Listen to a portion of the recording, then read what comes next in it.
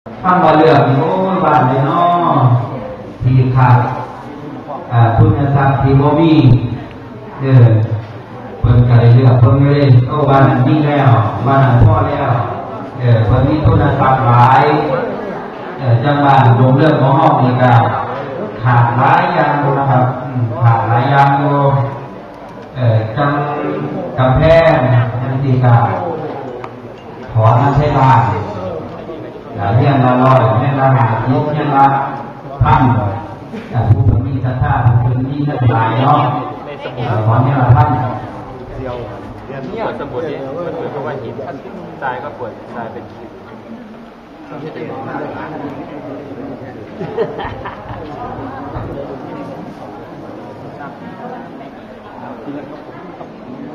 เดี๋ยวครับสวัสดีครับม้วนหินม้วนเป็นเทลม้วน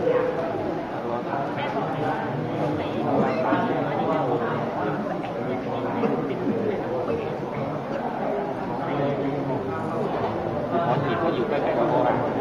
คล้ายๆจะเป็นบทพยากรณ์